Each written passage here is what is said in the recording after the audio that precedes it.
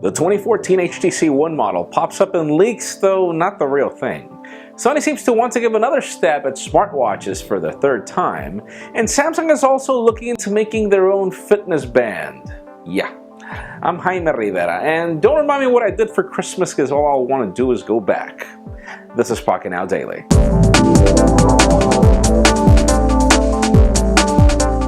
As expected a day after Christmas, it's a very slow day in the news department, but there are a ton of rumors. First of all, remember all that talk about Samsung working on Pro devices and Lite devices?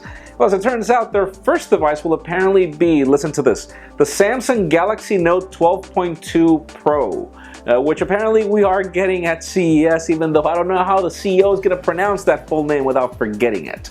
That's going to be their next future Note device. We just don't know exactly what's going to make this tablet a Pro device, so stay tuned. We'll be at CES covering everything. Now, another launch that we're waiting for CES 2014 is Samsung's first fitness band, because apparently they didn't have enough with the Galaxy Gear and their own heart rate monitor. Apparently the company is also working on building their own band. We just don't know exactly what to expect from it, with the Nike Fuel band already being in the market, and almost every other company also doing the same thing and charging crazy amounts of money. For me, $150 for a Nike Fuel band is stupid when I could pay the same amount of money for a Pebble, but let's see what Samsung plans to bring to the table. Hopefully they do something good about it, though I don't expect it to. And yeah, we're going to talk a little more about Samsung, but I promise that it'll be over here. So we've got some more reports on Tizen, and these are really interesting as we still don't know what to expect from this platform. We don't know if Samsung is planning to ditch Android over Tizen, but as it turns out, we've got some reports from the FCC that the device that'll run Tizen first is a 720p resolution display on a 4.7 to 5-inch display, which doesn't really sound like a high-end phone to us when we're expecting 2K displays on the Galaxy S5, so it does seem that Tizen is going to be a side project. The question is, what for? And speaking of the FCC, another device that just landed there is Sony's third smartwatch. And yeah, they do have two other smartwatches before the probable next one that's coming, even though they haven't been really famous. And yeah, they even own the name SOny Smartwatch. But we don't really know what to expect other than the fact that it's got Bluetooth capabilities, duh, and the fact that it's got NFC, which we also got on the second smartwatch. And it didn't make a dent, sadly, so we don't know how Sony's planning to differentiate this product, and we'll probably see it at MWC. We'll keep you posted.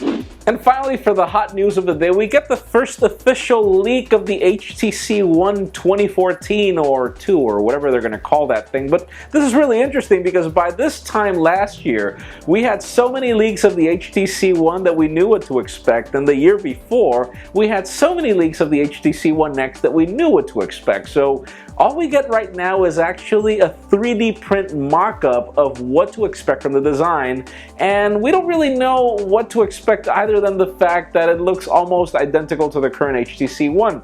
I would actually call the old or actual HTC One a better looking phone than what I'm seeing in this mock-up, but anyways, that leads me to the question of the day.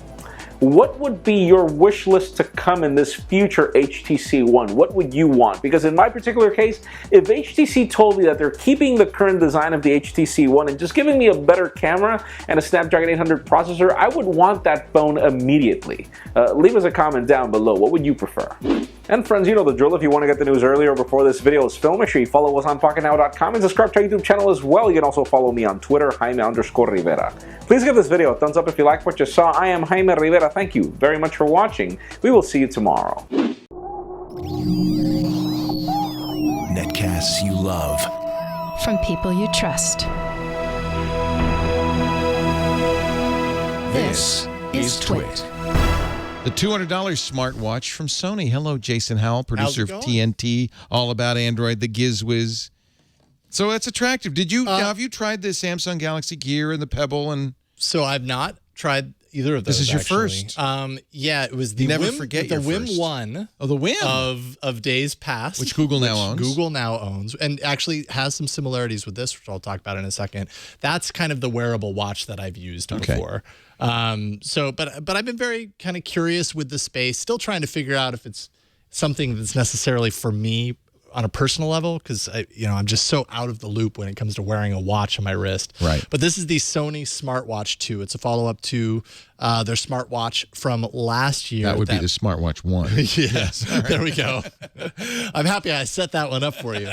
And it's $50 more this time around. It's $199.99, and I'll take it off so that it actually has a better look to it. And one thing I can say right off the top, it doesn't have much of a better look is one thing right at the top. I actually thought from a design perspective, I think it's okay. I don't think All it's of these look amazing. I don't clunky. think it's jaw-dropping, but I think it's pretty decent. Yeah. So, okay, so here's one thing that's actually kind of cool about this. You Let's got see. app icons. So, so when I hit the button on the side, right, that kind of turns the screen on. This is a transflective screen, and that's how it's similar to the Wim 1 in that when I haven't used it for a while, this is going to kick off and it's going to go to a low power mode, essentially. You can see it dimming right now, right? But you can still see it when it's in There's low no backlight. power. So it's low power. So one of the things that is a big selling point with the SOny Smartwatch 2 is battery life. This got probably around 4 days of battery life per charge, which I don't know how that fares with the others, but I consider that pretty decent. The only other long life watch is the Pebble, which does also get around a week. And I think, that gets maybe a little bit more than the smartwatch, but still nice. I found 3 to 4 days to be totally much doable. better than the Gear, which is about you can see on the side a micro USB port. Of course, really? It has so it's not a proprietary charge port. Of course, it's very hard to get open because it's got this little cover on it. It's in there somewhere. It is, I promise. There we go. Okay, so that's how you charge it. All right. Yeah, that's how you charge it. And also the cover is kind of, the price you pay for it being water resistant up to 3 feet and up to a half an hour. So that's kind of nice. So you hit the button on the side, it kind of turns on the backlight, right? And then we can kind of go in here. Now, what you'll notice is that the interface looks a lot like Android, and it works with Android devices. It does not work with iOS. Gmail, I see phone. Can you make a phone call from it? You can trigger a phone call. So there is no camera, no speaker, no microphone in the watch. It's purely, I guess, a notification device that tethers to your phone. So I could, pull up my address book here and go through it if I wanted to, although on this tiny little screen, it can be kind of a pain. Or I can, take a look at my call log. Maybe that's not the best thing to look at. But yes, I could absolutely go in here and trigger a call that syncs up on my phone. And, if I'm wearing a headset at that particular moment, it'll make a call. So that's kind of neat. But you can see they really kind of tailored this around the look and feel of Android, but it's not running Android. So, you have this like notification pull down, but so that's an email that you received. Yep. You can't respond to it there, though. There's some tweets that were about you. You can do things like archive. It really depends on what the app does. And that's one of the downsides, I think. There's up to 300, I think Sony says, apps designed for Smartwatch 1 that also work for 2, as well as some that are now tailor-made, I think up to 50 that are tailor-made for 2.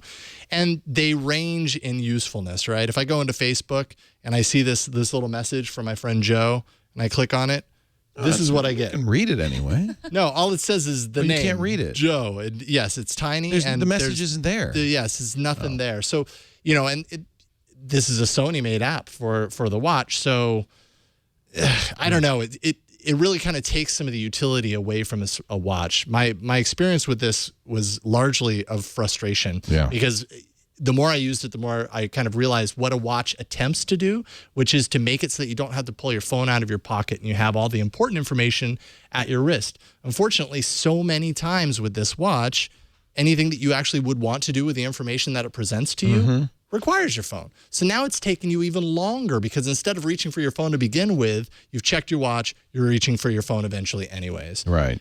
So many of the things that you would want to use the phone for just kind of became pretty inconvenient as a result. Setup and operation. Setup was a little clunky to get started. They have this app on the phone, which I'll show you real quick, called Smart Connect. And it's not a bad app. When I hop into here, basically this is how you search for applications, right? You go into their search, you find, custom clocks, do search, and then it pops you into the Play Store to kind of show you all of them that come up. And then I could, just opt on installing this directly, and that'll sync to the Seems watch. like a fairly big ecosystem. And I guess that's the advantage of having been around for longer than almost anybody else. Yeah, exactly. And they have all the apps that were created for Smartwatch 1 in there already, so it looks like there's a lot. It's just a lot of the apps were very hit or miss as far as kind of actual usability and functionality. It has NFC, so it can pair with your phone through NFC, the initial pairing, and then all the communications done through Bluetooth.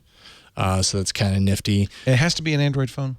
It has to be an Android phone. It does not work with iOS. No version iOS of Android? It has a 4.0 and above. Okay. Yeah. It has vibration inside the watch, which was kind of nice with notification. Obviously, if you're getting a ton of notifications, your wrist is going to be vibrating like crazy. I found refresh times for notifications to be very iffy. Even if I set it to check at a certain interval, a lot of times I just wouldn't get a notification, and then eventually it would kind of come through. And even if it did, what can I do with it now? Nothing. I just know that it's there, and now I have to go to my phone to do anything else with it.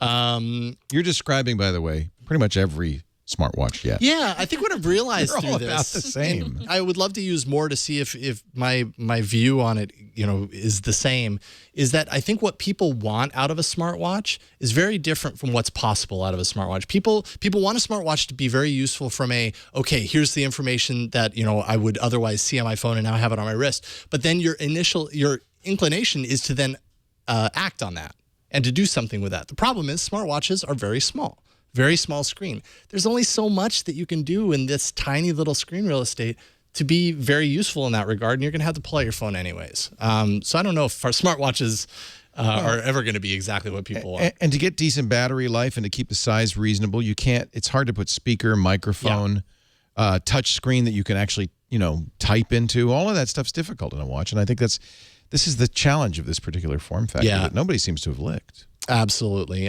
Someone may come along and really tackle it. And I see what Apple does. There are elements of the smartwatch that I do like. I think the design, it actually fits your standard 24mm watch bands. So good, because that's an ugly ass band. Yeah, this is the one that kind of comes with it. They have different colored ones. These all have these. So does it have any health things like a pedometer? Can it measure your heart rate? Yes, there are some health. No, apps. It doesn't measure your heart rate, but it does measure your footsteps. But it does have the capability of syncing to some apps that are around fitness. But, I didn't check for something that actually measured footsteps, and I doubt... Something actually useful. I doubt off the top of my head that the watch has that built in. It would probably be detected through your phone and then transmitted to your watch, which... And your phone often does. Yeah, exactly. So pros and cons. All right, pros. I'd say the design was probably one of the pros in this regard. I think it looks okay. Generous, I'm being generous, but honestly, when it's on your wrist... Geeky. They're geek jewelry. They're all big, but I don't think it looks horrible. The Galaxy Gear, from what I've seen on wrist, looks god-awful. So this is kind of a step up, I think, from that. Let's see here. Transflective display is very cool. Kind of that low-power, always-on display. Very nice. And the battery performance, I thought, was great. The cons, clunky setup, and the UI just has some real issues and kind of, jaggedness throughout. The notifications aren't very useful all the time. What can you really do with them? App integration has a lot to be desired. And then I didn't even mention the screen resolution is 220 by 176, which is about 176 pixels per inch. And you kind of see it, up close and personal when you're really looking at it. And I don't know, it just... Now, I see a music app on there. Can you plug in headphones and listen to music? No. Okay. So basically, I'm really trying here. It's a control. It controls the music app on your play, phone. Rewind. Yeah. So exactly. So if you've got it synced to play music, you can hit play on a track or skip forward or back or whatever, and it'll navigate from your phone. So I'm guessing. Well, I'm not going to guess. Oh, total buy. Total buy. No. I would say don't buy. I think there are some good things here, but $200 is a lot to spend on kind of an extension of your notification tray on your device. I feel like everybody's trying to solve this and nobody has yet. Totally. I completely agree. Yeah, that's the SOny Smartwatch 2. Their second in a continuing series.